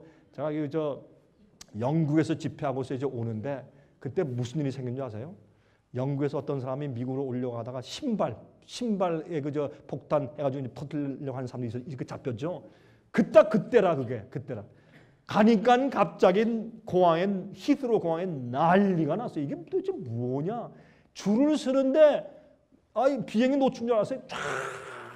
너무나 시큐리티가 엄한 거예요. 그런데요 들어갈 때만 하는 게 아니라 델타 비행기를 타는데 비행기 타는 거 앞에서 또 해. 왜요? 그 2번 검사한다 지겨워가지고 서가지고 아이고. 근데 말이죠. 그때 그 유럽에서 어떤 사람이 자기가 아카시아, 특별히 아카시아 그 산속에 가서 아카시아 그 나무인데 가서 벌을 이렇게 키워가지고 그 꿀을 토종 꿀 진짜 달고 맛있어요. 야, 그거 아까워요. 그 토종 꿀 갖다 다 가지고 목사님 이건 꼭 가서 좀 드셔야 합니다. 근데 그 꿀은 말이죠. 그냥 먹기도 하지만은 상처 나거나 뭐 입술이 부르셨을 때 딱 바르면 싹 없어져. 약꿀이라 기가 막혀야 했던. 그게 너무 좋아가지고 그걸 가져오는데 어떻게 딱 보더니 이거 안 된다 이거야.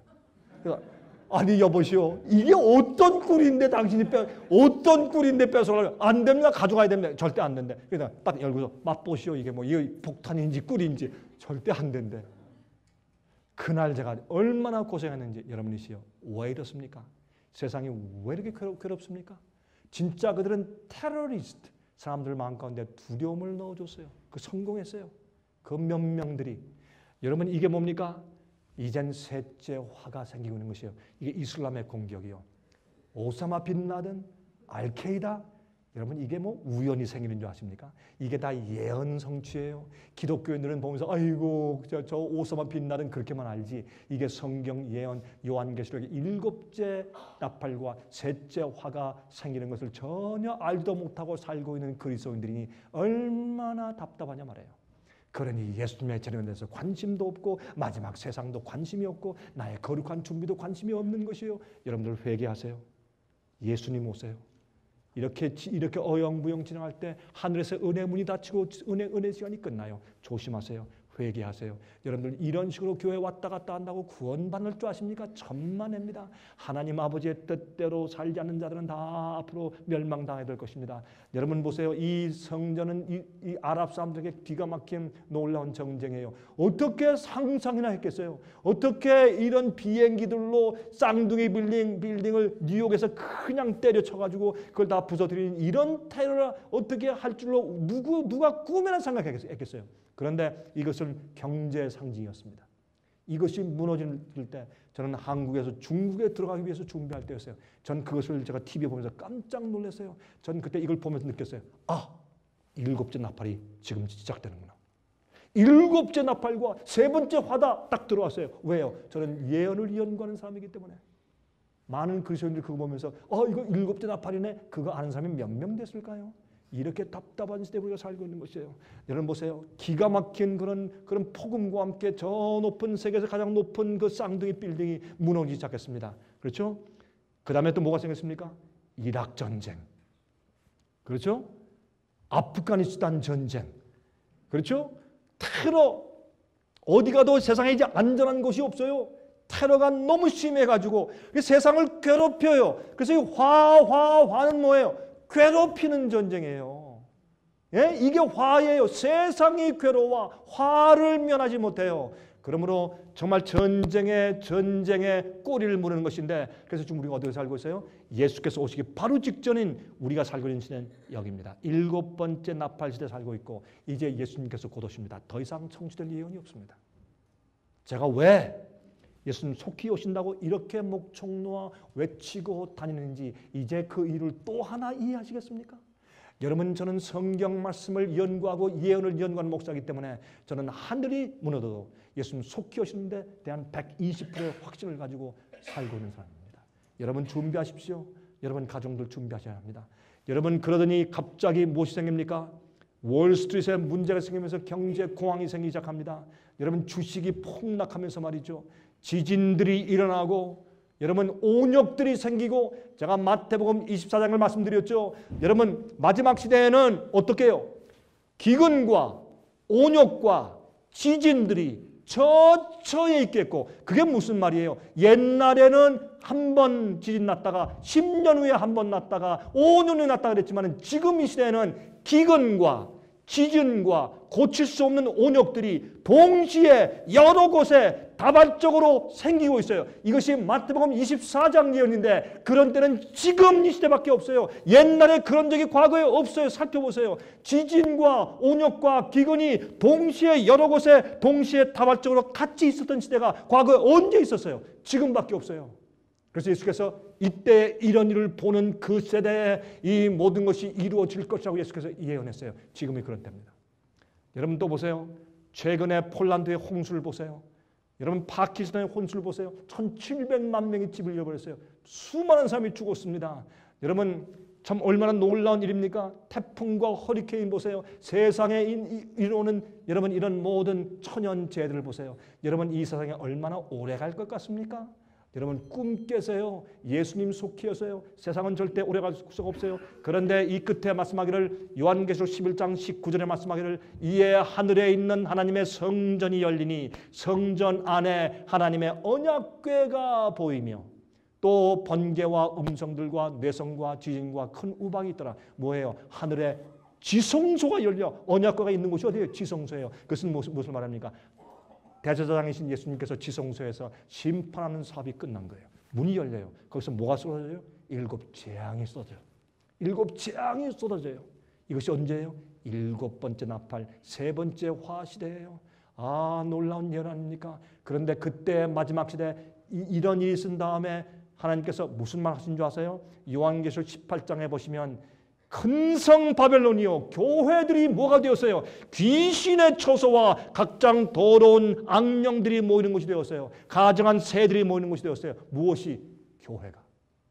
교회가 진짜 성령이 아니라 악령들이 모이는 이상한 장소로 변모해 가는 것을 마지막 시대 주님께서 경고하세요. 그런데 보세요. 그 음행의 진노의 포도를 인해서 잘못된 이 음녀의 잘못된 오류의 가르침 때문에 세상의 교회들과 믿는 자들이 전부 다 혼돈하고 다 혼돈돼 있어요. 잘못 믿고 있어요. 하나님을 잘못 알고 있고 복음을 잘못 알고 있고 엉뚱한 잘못된 거짓 평안 가운데 살고 있으면서 잘못된 교리를 믿고 있어요. 그러므로 포도를 인해서 만국이 무너지고 취했어요. 또 땅의 왕들이 대통령들이 수상들이 그 음료로 더불어 음행하고 땅의 상고들도 뭐예요? 비즈니스들도 돈 버는 비즈니스들도 그 사치의 세력으로 인해서 치부했어요. 여러분 이 얼마나 요즘에 사치가 많은지 미국에도 빈부의차가 점점 심해지죠. 놀라워요. 중국도 빈부의차가 너무 심해져요. 여러분 중국에 가면요.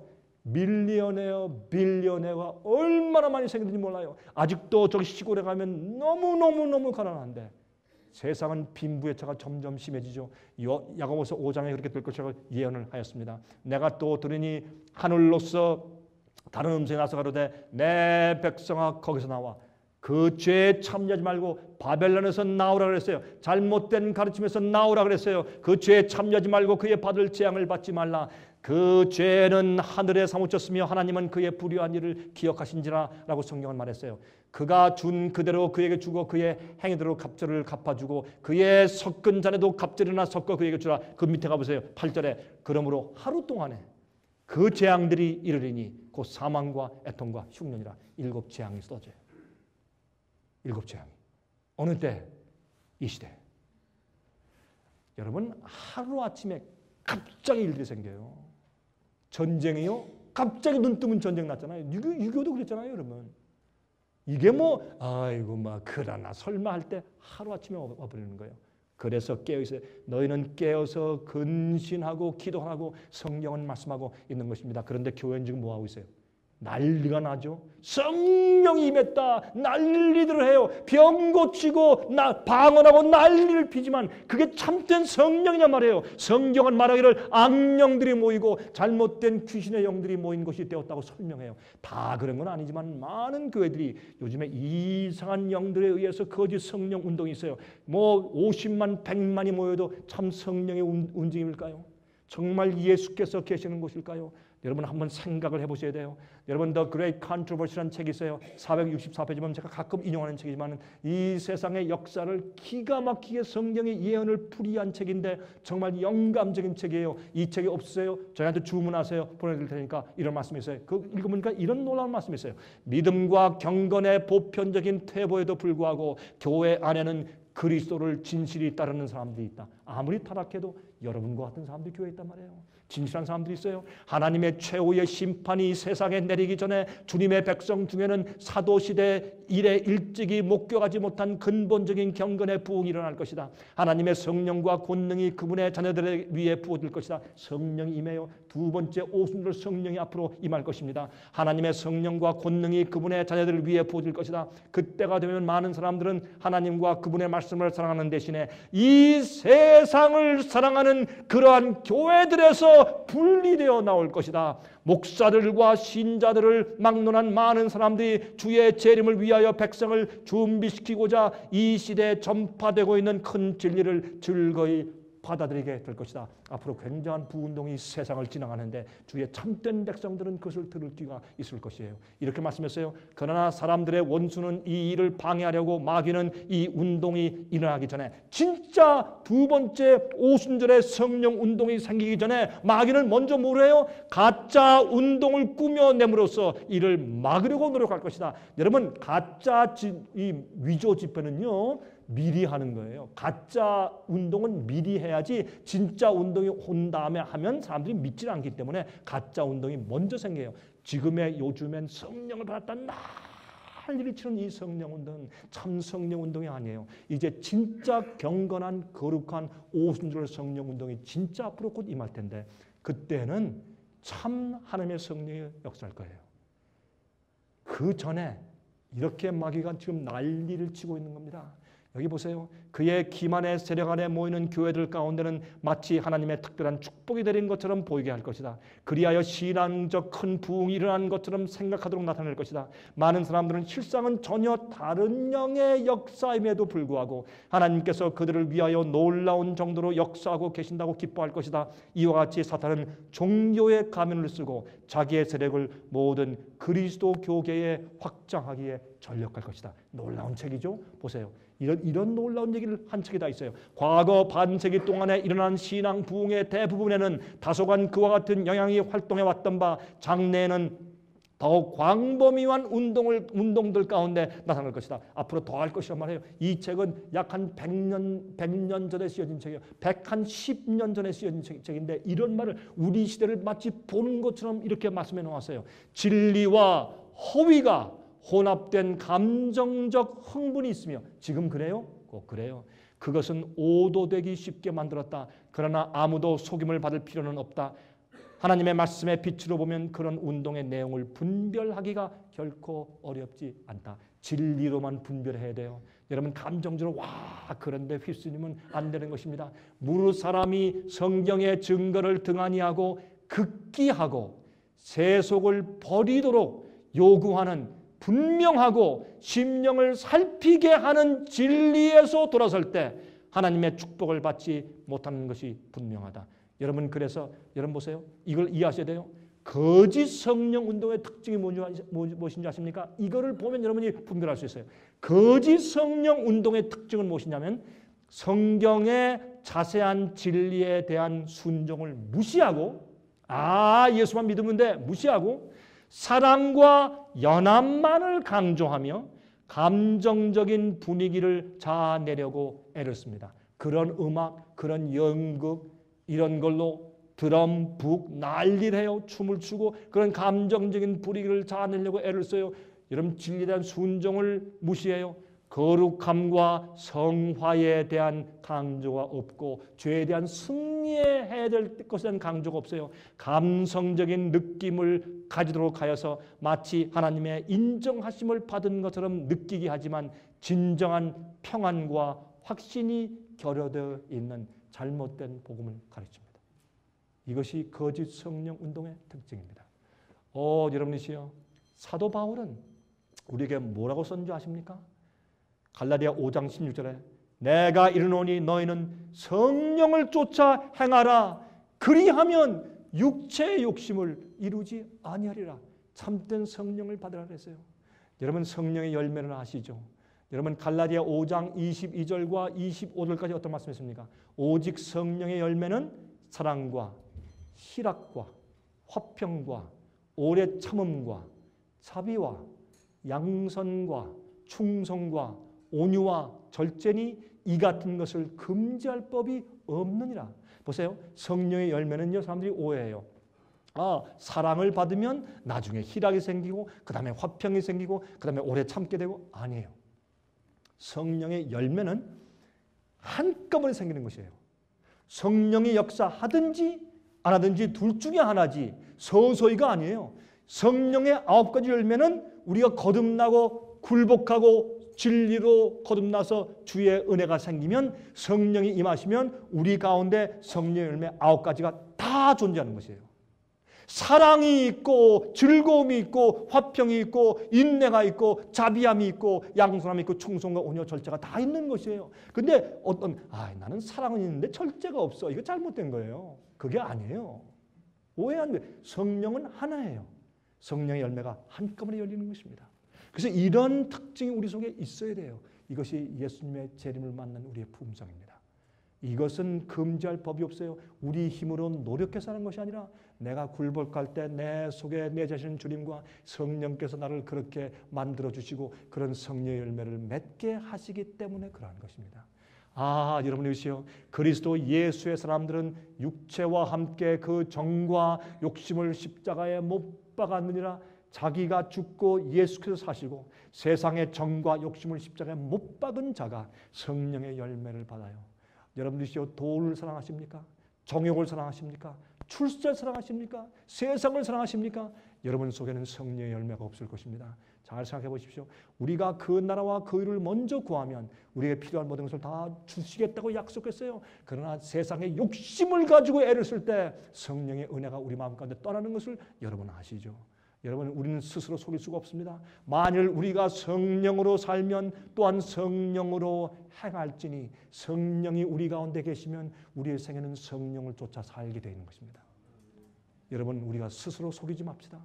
적당히 나 이름은 구원받겠지, 나 교회 30년 다녔는데 내가 헌금 바친 게 얼만데. 여러분, 예수께서 말씀하기를 내가 너희를 도무지 알지 못한다고 말씀하실 것이에요. 그거와 구원은 아무 상관이 없어요. 여러분, 우리가 죄를 버리고 성령을 받아야 돼요. 예수님이 참 마음 가운데 계시는 경험을 해야 돼요. 여러분, 제발 제 얘기 들으세요. 여러분, 제가 괜히 여러분 겁주는 것이 아니에요. 여러분, 만일 우리가 성령으로 살면 또한 성령으로 행할 것이라 그랬어요. 자, 보세요. 두 번째 오순절이 오고 있습니다. 두 번째 오순절 성령이 임할 때 이 세상이 뒤집어지고, 옛날에는 유대 땅이 뒤집어지고 성령의 큰 능력과 복음이 좀 받았지만 이제는 두 번째 성령이 임하실 때 온 세상의 복음섭이 맞춰지고 주의 종들이 성령에 충만해서 일할 때, 그때 큰 핍박이 올 것입니다. 어떤 때 두 번째 성령 역사에 임한 줄 아세요? 짐승의 표의 환난, 요한계시록 13장 예언이 성취되는 즈음에 성령이 퍼부어져요. 그때 주의 계명을 지키고 예수 믿음을 가진 주님의 참된 남은 백성들이 성령을 받고 그때 가서 누구에게 잘못된 음료와 하나님께 심판하시는 세력에 의해서 그들이 곧바른 증언하며 침례요한처럼 그들이 일어나 세상 도처에서 일어나서 성령의 음성으로 복음을 전할 것이에요. 세상이 그때 뒤집어지고 난리가 나요. 그때 사도들이 성령을 받아 복음을 전할 때 여러분, 제사장들이 그걸 붙잡아다가 때리고 핍박한 것처럼, 그들을 죽이고 핍박하고 그 쫓긴 것처럼 어마어마한 핍박이 온 세상에 일어날 것이요. 그때 주의 참된 백성과 거짓 백성들이 갈라지는데, 여러분 항상 핍박이 있을 때 믿는 자가 잘 믿는 사람들을 핍박하는 것이 핍박이지, 사람을 죽이는 것은 잘못 믿는 자가 잘 믿는 자들을 곡해해서 죽이는 것이 항상 핍박이었어요. 안 믿는 자가 믿는 자를 죽이는 것은 옛날 로마 시대에 있었던 거지 지금 그런 게 아니에요. 이젠 믿는 자가 믿는 자를 죽이는 것이에요. 그것이 마지막 핍박이에요. 그래서 가라지가 알곡을 핍박하고, 잘못된 믿는 사람들이 참된 주의 증인들을 핍박하고 죽이는 경험이 앞으로 올 것이에요. 그때 여러분은 어디 설까요? 그래서 개국 이래로 없던 환란이 생긴다 그랬어요. 그러나 걱정하지 마세요. 우리가 진리 가운데 주님 가운데 주 성령을 받으면 전능자의 날개가 우리를 덮어서 보호하실 것입니다. 우리에게 양식과 물을 보장하신다고 약속했어요. 여러분 두려워서 짐승의 표를 받으며 먹고 살기 위해서 목구멍이 포도청이라 사고 팔고 못한다 하니까 두려워서 다 그렇게 받는 사람들은 그들이 재앙을 받을 것이요. 그러나 담대하게 서는 자들은 사드락과 메삭과 아벳느고가 두라 평지에서 담대하게 서서 우상에게 경배하는 것처럼 주의 백성들이 주님의 말씀과 계명을 순종하며 그것이 잘못됐다고 얘기하면서 성령의 충만에 서 있을 때 주의 거룩한 영이 그들을 보호할 것이요. 여러분은 어떤 편에 속하실 것이요. 성령의 은혜가 없으면 그 핍박에 설 수가 없어요. 여러분 우리 찬송을 부르겠습니다. 환난과 핍박 중에도 성도는 신앙 지켰네. 이 신앙 생각할 때 기쁨이 충만하도다. 성도의 신앙 따라서 죽도록 충성하겠네. 여러분이시요. 우리가 지금 성경을 가지고 이런 예언을 가지고 있는 것은 옛날에 우리 선조들이 피땀 흘리고 생명을 바치고 피를 흘리면서 그렇게 진리를 수호해 주었기 때문에 우리가 진리를 가지고 있어요. 제가 좀 죄송합니다. 요즘에 현대 기독교를 보니까 아이고 참 이게 믿는 건지 이게 도대체 이게 헌신하는 건지 이기적이고 자기가 저 살짝 구원받으려고 애쓰는 건지 말이 안 돼요. 우리 다시 깨어납시다. 옛날 우리 선조들의 신앙을 본받읍시다. 환난과 핍박 가운데 생명 바치며 진리 위에 산 자들의 그 품성을 우리가 담도록 하십시다. 우리 찬송을 부리면서 정말 앞으로 오는 이 마지막 세계에 우리가 어떻게 서야 하는지 생각하며 성령을 받기 위해서 간절한 마음으로 우리 찬송을 같이 부르도록 하십시오. 여러분이시여, 우리 예수님이 오십니다. 우리를 데리러 오시는데 그 전에 우리가 십자가를 통과해야 멸류관이 있습니다. 여러분이시여, 하나님께 바치지 않은 것이 있습니까? 지금 주 앞에 드리십시오. 아직 포기하지 않은 죄의 습관이 있습니까? 지금 드리십시오. 아직 두려운 마음을 가지고 있습니까? 주 앞에 나가십시오. 그리고 화평을 받으십시오. 여러분이시여, 여러분 마음과 여러분 생애와 여러분의 가정에 하나님의 성령의 크신 은사가 함께 하시길 바랍니다.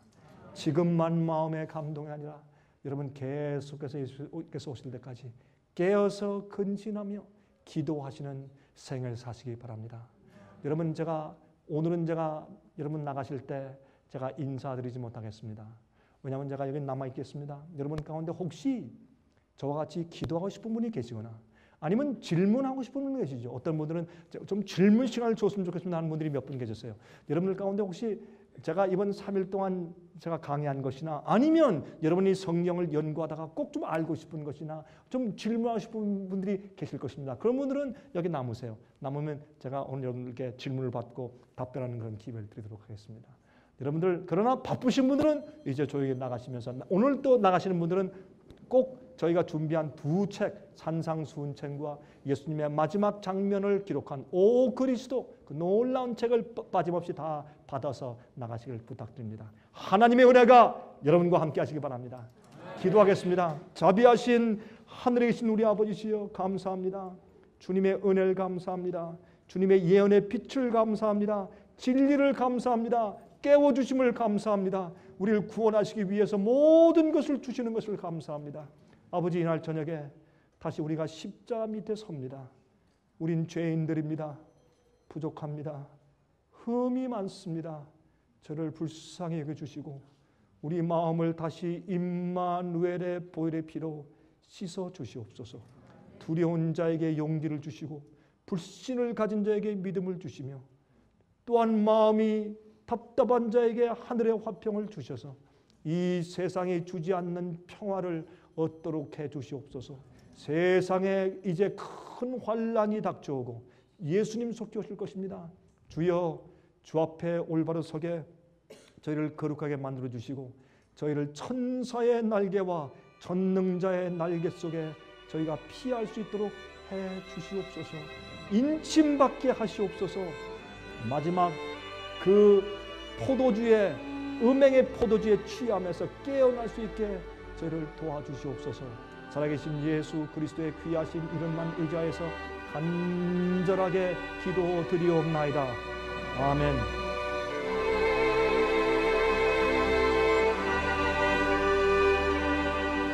은혜 많이 받으셨습니까? 생애의 빛은 각종 미디어, 즉 출판물, 텔레비전, DVD, CD, 그리고 웹사이트를 통하여 복음을 전하는 미디어 선교 기관입니다. 생애의 빛 선교 사업에 대해서 좀 더 자세하게 알기 원하시는 분들은 웹사이트 www.sostv.net를 방문하시기 바랍니다. 생애의 빛 웹사이트에는 지금까지 나온 모든 월간지와 DVD, 텔레비전 방송물들을 누구나 무료로 보실 수 있도록 준비되어 있습니다. 지금까지 소개해드린 생애의 빛 선교 교재 중에서 원하시는 책자나 DVD가 있으시면 무료 전화 1-877-704-1004번, 1-877-704-1004번으로 신청하여 주시기 바랍니다. 미국 동부 시간으로 월요일부터 금요일까지 9시에서 5시 사이에 전화해 주시면 감사하겠습니다. 그럼 다음 시간까지 안녕히 계십시오.